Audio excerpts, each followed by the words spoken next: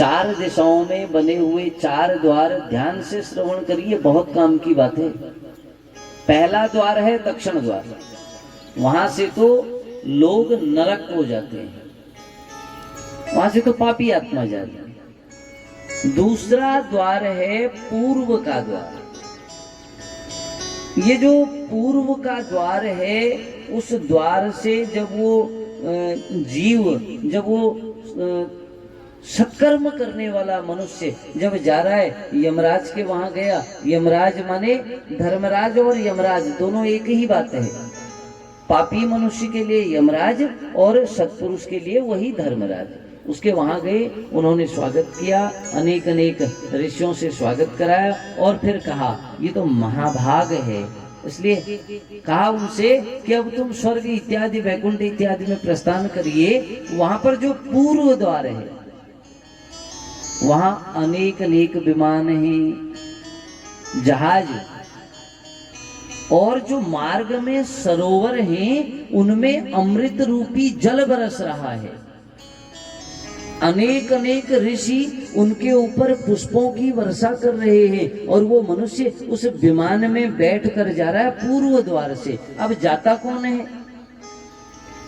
पूर्व द्वार से कौन जाता है?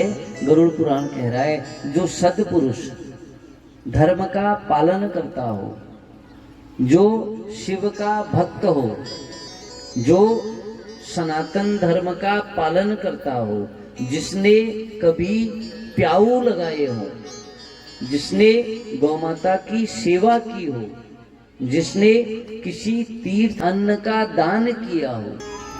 पश्चिम के द्वार में देखिए, पहले द्वार पर विमान थे, दूसरे द्वार पर उच्चैश्रवा नाम का जो अश्व समुद्र मंथन में निकला, इसके वंश के अनेक घोड़ों से बने हुए रथ लगे हैं।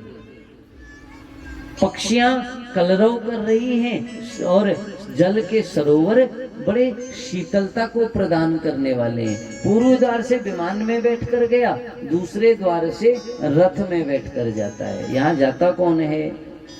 जो देवी माँ का भक्त हो, जो विष्णु भगवान के मंदिरों का निर्माण करता हो, जो पुराणों की कथा श्रवण करता हो, जो गरीबों की सेवा करता हो, गरीबों को अन्न का दान देता हो, ग्रीष्म ऋतु में जल के प्याऊ और माघ के महीने में जिसने लकड़ी का दान दिया हो, वो मनुष्य इस द्वार से जाता है। तीसरा कौन सा द्वार बचा? उत्तर का द्वार। उत्तर के द्वार में अनेक अनेक ऋषि हैं जो सुंदर पालिकाओं में बिठाकर उसको लेकर जाते हैं। अप्सराएं और गंधर्व सुंदर संगीत सुनाते हुए ले जा रहे हैं। उस मार्ग से जो मनुष्य जाता है, जो कथाओं का श्रवण करता हो, पुराणों का पारायण करता हो, भगवान के मंदिर जाता हो, माता पिता सास ससुर की सेवा करता हो, बंधु बांधव इष्ट मित्रों से स्नेह करता हो, और सबसे बड़ी बात जो प्राणी मात्र से दया करता हो, वो मनुष्य उस उत्तर के द्वार से जाता है। अब बताओ कठिन है क्या? कौन सा उपाय कठिन है? अब ये यहाँ के संसार के चक्कर में, ये 15-20 सालों के चक्कर में इतने बड़े सुख से वंचित रह जाता है। इतना सुख कहीं मिल सकता है? गरुड़ पुराण के अनुसार स्वर्ग में जब से मनुष्य चला जाता है, तब से न तो भूख की इच्छा, न प्यास की इच्छा, सोचने मात्र से कामना की पूर्ति हो जाती है। और हम यहाँ पड़े हुए, और सोचिए कभी जन्म भी कैसे लिया।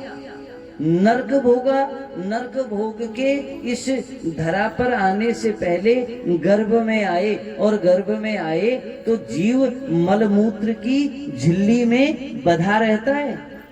जिस शरीर को इतना रगड़कर खूब क्रीम पाउडर इत्र लगाकर जो ये खूब सजा रहे हैं ना, जरा कल्पना करना कहाँ पड़ा था।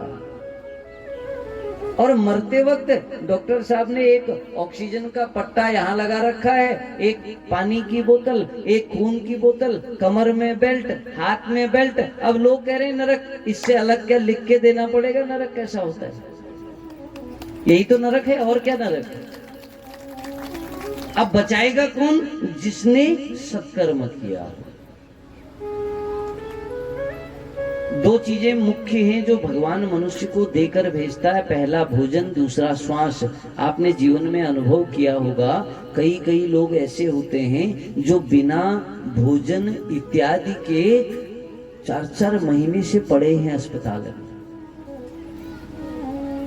अब हुआ क्या? श्वास तो शेष रह गई, भोजन समाप्त हो गया है। जब तक श्वास पूरी नहीं होगी तब तक वो मर नहीं सकता, और भोजन समाप्त हो गया तो खाएगा किसके हिस्से का? इसलिए वहां पड़ा हुआ है बेचारा। और कई कई लोगों को आपने देखा होगा, मृत्यु के कुछ समय बाद जीवित हो गए, और जीवित होने के बाद कुछ भोजन करने के बाद मर गए।